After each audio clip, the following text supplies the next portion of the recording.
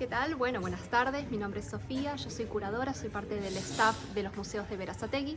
Actualmente nos encontramos en el Complejo San Francisco, donde se encuentra el Museo de Arte en Vidrio, y vamos a ingresar ahora al Salón Nacional del Vidrio en el Arte, que es un evento que se realiza desde el año 1994.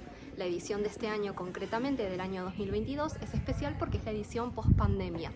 Así que bueno, si gustan, ingresamos al salón para conocer un poco cuáles son las obras que participan este año. Vamos a ingresar por acá. Primer inconveniente técnico. Ahí vamos. Perfecto. Vamos a ingresar por acá. Y lo que vamos a poder ver es una curaduría realizada por Karina del Sabio, que es coordinadora de la Escuela de Arte en Vidrio, que también tiene su sede en este complejo. La curaduría está sobre todo basada en, digamos, no solamente ejes temáticos, sino además en saltos de color que dialogan un poco con todo el espacio. El espacio, como se puede observar, tiene una estructura que es una mezcla de épocas, debido a que el espacio tiene un ladrillo a la vista, tiene ciertas vigas que nos remiten al año 1928, que fue cuando esta barraca se terminó de construir, y por otra parte está la parte más moderna de la puesta en valor que se realizó una vez que el museo fue inaugurado.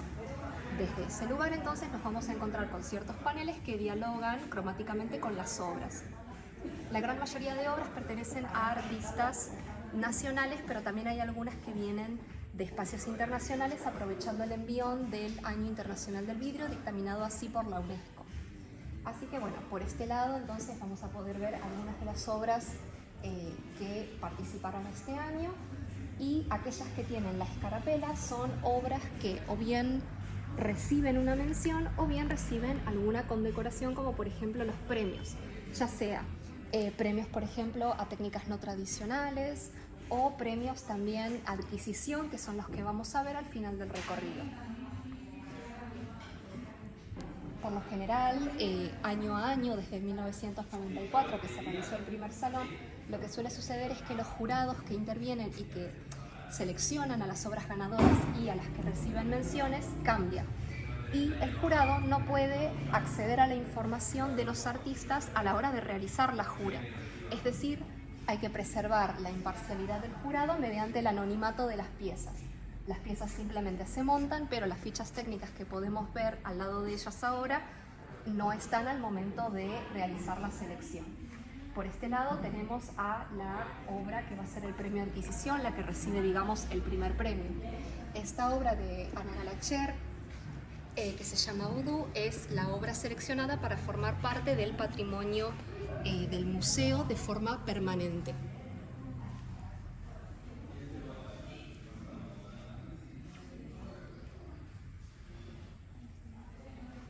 Después de este recorrido, bueno, bastante breve, si gustan, lo que podemos hacer es pasar ahora a recorrer un poco el museo que se encuentra aledaño a esta sala, originalmente dedicada a exposiciones temporarias como justamente esta del salón. Por un lado, lo primero que nos recibe al ingresar son pisapapeles, objetos que son característicos de la ciudad en la que nos encontramos, Berazategui.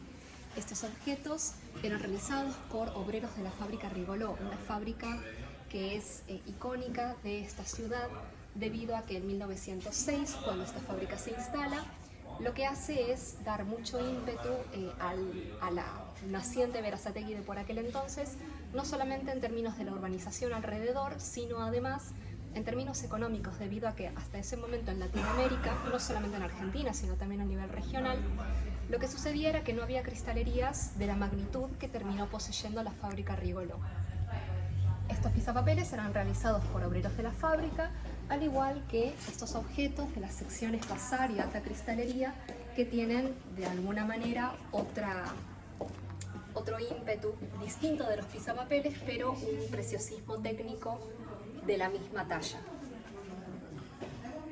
Se trata de distintas técnicas de vidrio, entre las que se pueden mencionar el encamisado, el tallado, el arenado, el facetado, muchas de las cuales eran realizadas por obreros de la fábrica que venían del exterior. Había mucho flujo migratorio por aquel entonces, tanto en Berazategui como en el resto del mundo. Sí, en el resto del mundo, pero bueno, principalmente en Argentina somos un crisol de nacionalidades. Berazategui no es la excepción, y los obreros que eran inmigrantes traían sus conocimientos del exterior y los transmitían en una relación muy rica, discípulo-maestro, a los obreros más jóvenes que ingresaban a trabajar en la fábrica.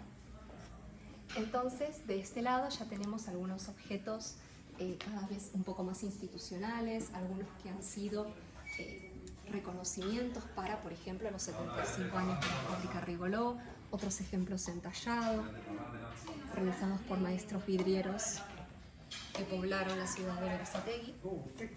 Y poco a poco nos acercamos con los bocetos que se encuentran entre y al lado de las vitrinas a otros oficios que eran necesarios y muy pregnantes en la fábrica Rigolot. En este caso, por ejemplo, el dibujo técnico de esos bocetos que vemos al lado y entre las vitrinas. Se trata de diseños que eran primero pasados a papel y luego se hacía el traspaso al vidrio. El dibujo técnico era una habilidad que, entre otros espacios, se enseñaba en el Ateneo Rigovisor, una escuela de artes y oficios que era dirigida por un importante maestro en artes plásticas llamado Jerónimo Larizano.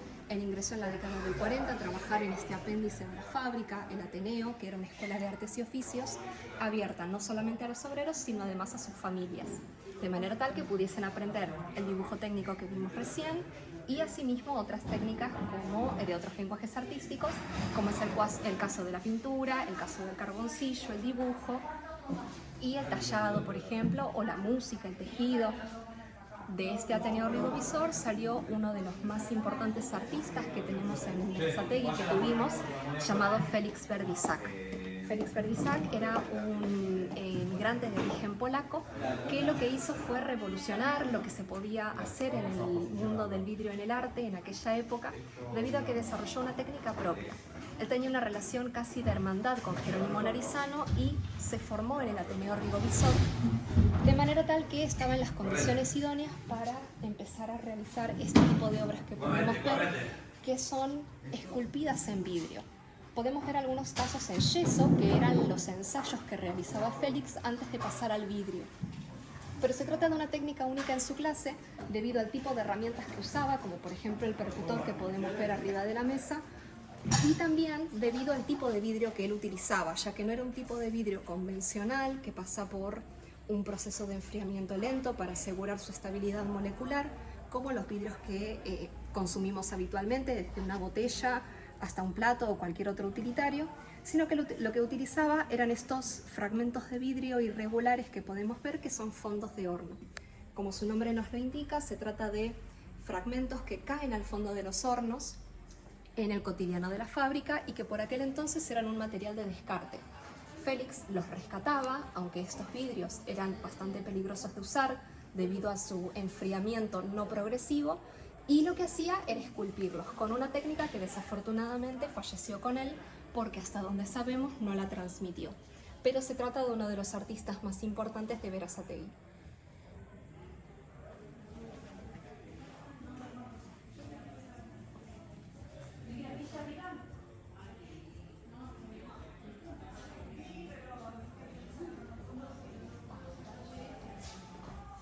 Por este lado tenemos a otra artista que era de la talla de Félix Berdiszak y de hecho compartieron algunos años juntos dentro de la fábrica, pero en secciones diferentes. Lucrecia, puntualmente, Lucrecia Moyano, era una acuarelista y dibujante que fue convocada a trabajar en la fábrica Rigolot en la década del 30, concretamente en el 32, para poder ser parte de la sección artística de la fábrica, la sección donde se produjeron buena parte de los objetos que vimos hace un rato. Ella, en realidad, fue convocada para trabajar en los bocetos de los diseños que luego pasarían al vidrio, como podemos ver en esta vitrina. Algunos motivos ecuestres que terminaron en pequeños vasitos, o naturalezas muertas para floreros, platos y demás utilitarios. Sin embargo, Lucrecia, con el paso del tiempo, lo que deseó fue empezar a trabajar ella misma el vidrio. debido a que lo único que estaba haciendo hasta este momento era realizar diseños que luego otros obreros traspasaban al vidrio. Ella lo que decidió hacer fue empezar, sin embargo, a aprender el oficio y así generó algunas obras ya de corte artístico, no tanto utilitario, aunque sus formas nos remiten a objetos del cotidiano, y lo hizo incorporando lo que podríamos llamar su primer y principal leitmotiv, que es el bouchon, es decir, la burbuja. Se trata de burbujas de aire que quedan atrapadas en las paredes del vidrio y que por lo general en la industria del vidrio es considerado un error, debido a que provoca que el vidrio sea más frágil y si se tratara de, por ejemplo, un vaso que nosotros utilizamos en el día a día, eso, bueno, es peligroso porque provoca que el vidrio tenga la posibilidad de romperse. Sin embargo, Lucrecia tomó este error, entre comillas, y lo transformó en algo bello, en algo digno de contemplación estética. Y por eso podemos ver que muchas de sus obras tienen este objeto como denominador común, y ella aprendió poco a poco cómo serializarlos, direccionarlos, controlar su tamaño, entre otras cualidades. Ya en su época más tardía, empezó a experimentar con otras formas, la gran mayoría de ellas un poco más antropomorfas y con otros colores.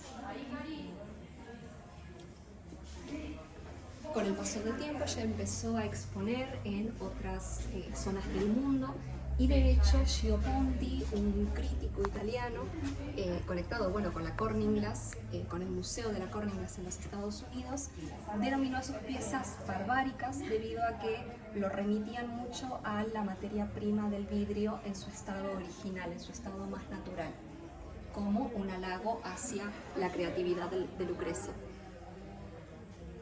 En el año 34 ella pasó a dirigir la sección artística de la fábrica para la que trabajaba.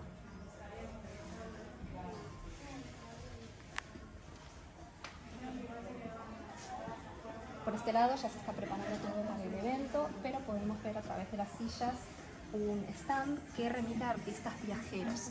Los llamamos viajeros debido a que ellos tuvieron la posibilidad de viajar al exterior. Estamos hablando de los años 70 en adelante, es decir, nos estamos acercando a la contemporaneidad, y en sus viajes pudieron aprender técnicas nuevas o tratar a otros tipos de materialidades que nos ofrece el vidrio, y luego volvieron a Argentina para, concretamente en Berazategui, transmitir los conocimientos que habían adquirido en los primeros cursos de educación no formal de vidrio en el arte que tuvieron lugar en lo local.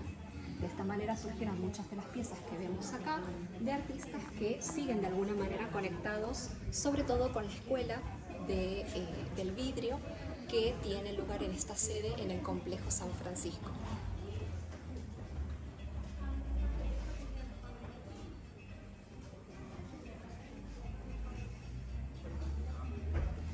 Por acá al costado tenemos dos ejemplos de la técnica del vitral, que si bien es una técnica que tiene cientos de años de antigüedad, lo que nos permiten estos dos ejemplos es ver los primeros vitrales realizados localmente en Berazategui en el contexto de estos primeros cursos de educación no formal, dictados por Nidia Danesa, que era una vitralista de Bolívar acá en Buenos Aires, y que realizó este vitral que podemos ver en pantalla.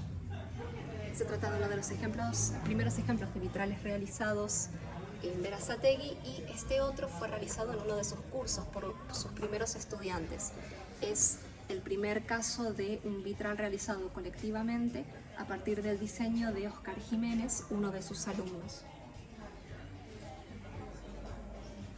Y finalmente, la última sala que compone el Museo del Vidrio es una sala que a día de hoy es muy idóneo visitar debido justamente al Salón Nacional del Vidrio en el Arte edición 2022. Lo que vamos a visitar ahora, en verdad, son las piezas ganadoras de ediciones anteriores. La pieza de Ana Galacher, Vudú, que pudimos ver en la pared, ese corazón enmarcado por una especie de pórtico negro, es la obra que va a acompañar a todas estas otras que podemos ver ahora, de ahora en más. Fue la ganadora de este año, pero en derredor podemos ver a todas las obras ganadoras de años anteriores. Como comentaba, este salón se realiza desde el año 1994 de forma casi ininterrumpida hasta la pandemia.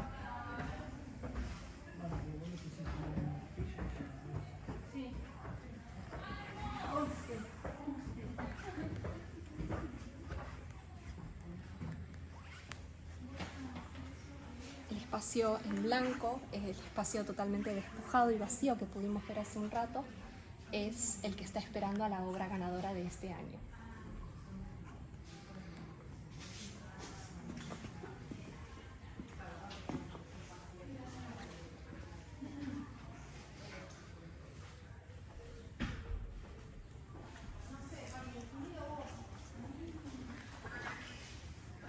La gran mayoría de estas obras fueron realizadas por artistas de acá de Argentina y muchos de ellos preservaron o preservan hasta la actualidad algún contacto con la escuela concretamente. Sin embargo, tenemos algunos ejemplos de obras pertenecientes a otros países, sobre todo Brasil.